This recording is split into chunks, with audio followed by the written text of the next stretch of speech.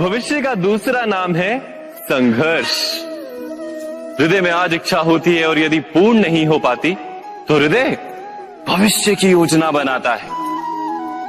भविष्य में इच्छा पूर्ण होगी ऐसी कल्पना करता रहता है, किंतु जीवन ना तो भविष्य में है ना अतीत में।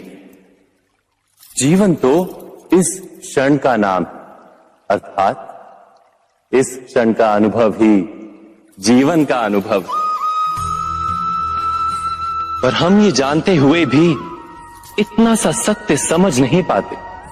या तो हम बीते हुए समय के स्मरणों को घेर कर बैठे रहते हैं, या फिर आने वाले समय के लिए हम योजनाएं बनाते रहते हैं और जीवन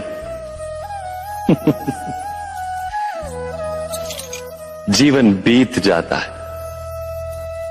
एक सत्य यदि हम हृदय में उतार लें कि ना हम भविष्य देख सकते हैं, ना ही भविष्य निर्मित कर सकते हैं, हम तो केवल धैर्य और साहस के साथ भविष्य को आलिंगन दे सकते हैं, स्वागत कर सकते हैं भविष्य का। तो क्या जीवन का हर पल जीवन से नहीं भर जाएगा? स्वयं विचार कीजिए।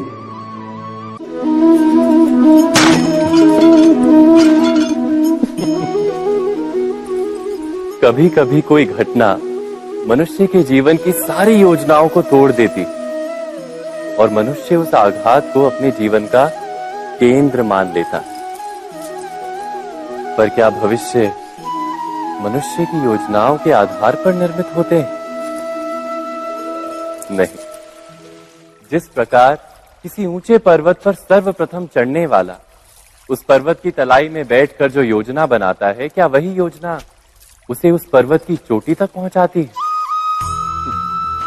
नहीं। वास्तव में वो जैसे जैसे ऊपर चढ़ता है वैसे वैसे उसे नई नई चुनौतियां, नई नई विडंबनाएं, नए नए अवरोध मिलते हैं। प्रत्येक पद पर वो अपने अगले पद का निर्णय करता है।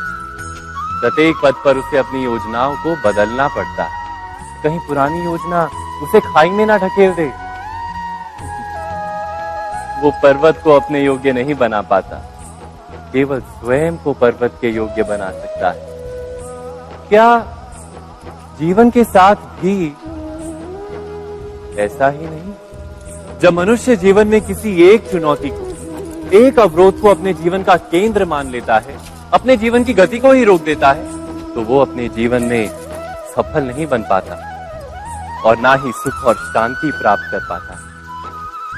अर्थात जीवन को अपने योग्य बनाने के बदले स्वयं अपने को जीवन के योग्य बनाना ही सफलता और सुख का एकमात्र मार्ग नहीं। स्वयं विचार कीजिए।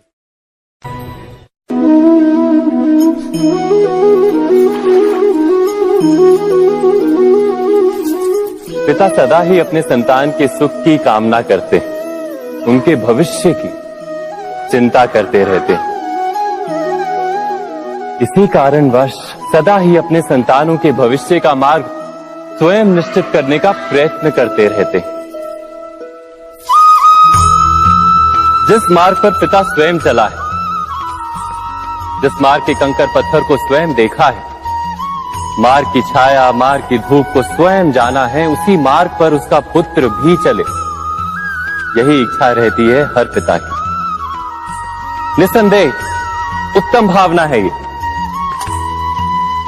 किंतु 3 प्रश्नों के ऊपर विचार करना हम भूल ही जाते हैं। कौन से प्रश्न? प्रथम प्रश्न, क्या समय के साथ प्रत्येक मार्ग बदल नहीं जाते? क्या समय सदा ही नई चुनौतियों को लेकर नहीं आता? तो फिर बीते हुए समय के अनुभव नई पीढ़ी को किस प्रकार लाभ दे सकते हैं? दूसरा प्रश्न, क्या प्रत्येक संतान अपने माता पिता की छवि होता है? हाँ, संतानों को संस्कार तो अवश्य माता पिता देते हैं, किंतु भीतर की क्षमता तो ईश्वर देते हैं। तो जिस मार्ग पर पिता को सफलता मिली है, विश्वास है कि उसी मार्ग पर उसकी संतानों को भी सफलता और सुख प्राप्त होगा। तीसरा प्रश्न, क्या जीवन के संघर्ष और चुनौतियां लाभकारी नहीं होती? क्या प्रत्येक नया प्रश्न एक नए उत्तर का द्वार नहीं खोलता? तो फिर संतानों को नए नए प्रश्नों, संघर्षों और चुनौतियों से दूर रखना, ये उनके लिए लाभ करना कहलाएगा या हानि पहुंचाना?